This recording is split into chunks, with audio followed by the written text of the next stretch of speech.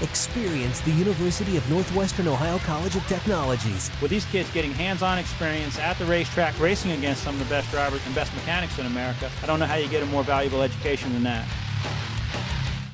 I'll tell you what, this race is one for the ages. You know, I say that many times on this show because each year someone seems to just astound you with their driving abilities. This race, the way it unfolds, is truly an incredible sight. Keep your eyes on a lot of people up front, but there's somebody lurking in the back that's coming forward, and they are going to make their presence known. The Brad Doty Classic from Limaland Motorsports Park starts now. The best sprint car drivers lined up to do battle for the Brad Doty Classic. Joey Saldana, Jason Myers on the pole, Madsen and Reed in row 2, Schatz Kinzer row 3, Kinzer Kemena row 4, Bruce Stewart row 5, Hafferteep and the Wild Child, Jack Hautenchild. Running in the 6th row, Danny Smith, who had some tough luck. He was leading the B main and ultimately fell back to 4th, or he'd had a little bit better start. Looks like he is going to line up in the 13th spot. Look at that 4-wide salute to the crowd. What an exhilarating thing to see, folks. You got to come out and see the Brad Doty Classic.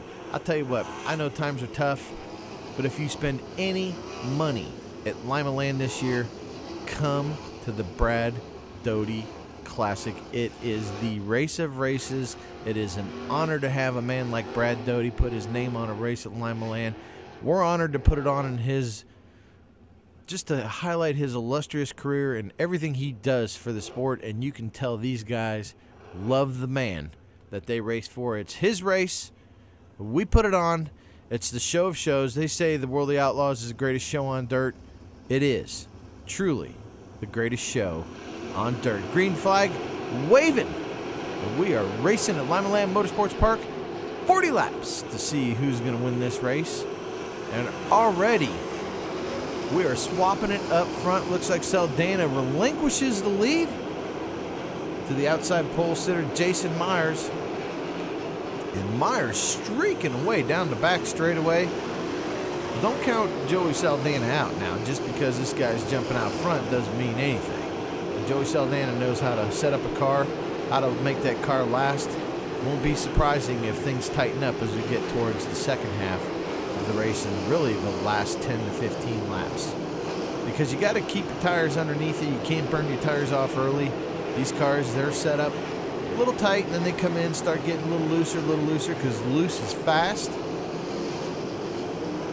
And I'll tell you what, these guys can wheel the race cars. Look at that. Just what an awesome sight to see those cars sail it off into the corner.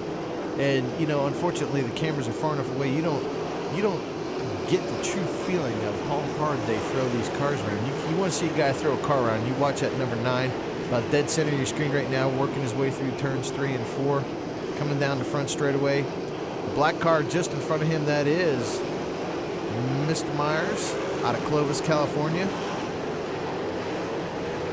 He currently has the lead, has had the lead since the first lap, a little farther back in the pack. There's Donnie Schatz. Just in front of him, although you can't see him, he's on screen left, is Steve Kinzer. Now he'd be on screen right there. Right in the center of 3 and 4 was Kinzer as Schatz made his turn in turn 3. Big night of racing at Limaland every year for the Brad Doty Classic. Things are tightening up, and they always do. That's what you got to love about a quarter-mile bull ring like Limaland. I think these guys find it fun because they get to race. You know, leaders have to work traffic. And when you work traffic, sometimes the guy in front of you opens the hole and you don't have to lift as much, because then as the leader comes by, the car he's passing goes, oh, the leaders are on me, and he'll be a little bit more gracious in the amount of room he gives the leaders. And the second guy through has a better chance of maintaining his momentum, because this is a sport that's based on momentum. 19 car right there, Stevie Smith. Stevie Smith comes to us out of Broken Arrow, Oklahoma. Garrity engines powering that car down the track. He drives a Maximum chassis. Right now, It's the Jason Myers Show. Let's give a shout out to Jason Myers sponsors: GLR Investments, Elite Landscaping, Primerica Financial, Media Tile. And these guys, they travel a lot, and they have big budgets, and it costs a lot of money to put these cars on the track. I'm guessing a Outlaw motor, brand new motor, if you just said, hey, ship me a motor, is probably somewhere around $65,000, if that helps you. Wouldn't doubt it, with all the super lightweight stuff that they can pile in there and all the special machining, and no two ways about it, it's an expensive sport. The frame, a bare frame, is about $3,500 bucks. But then you got to hang all the equipment on it, so it gets a little bit expensive for a roller. But at the end of the day, you know, these guys, they're well-funded, the majority of them, especially the traveling group. And I'll tell you what, and they come to a racetrack, every local 410 driver wants to get out there and go toe-to-toe with them and just see where they stand, how they stack up against the Elite Touring Series. And Saldana now right on the bottom, trying to drive around Jason Myers. Saldana goes up to the berm. It's a drag race, and it looks like maybe Saldana by a nose wing. Myers slides down through the low side. Saldana maintains the momentum on the high side. Whoa! How about that? Wow. Those guys are duking it out. Thank goodness Joey Saldana did not whip out to try and pass him down low, because he'd have beefed that guy on the back straightaway. As things turn out, though, Saldana did have the lead. Remember, we said he had the lead by about a nose wing. We're going to go back to the last completed lap. That puts Joey Saldana up front on the restart. Jason Myers trying to find a way around him. Who owns Joey Saldana's car, you may ask? Well, we have to tell you. His name's Casey Kane. He did race here last year. Casey did. This year, he's just kicking back, watching the racing himself. That's a good thing.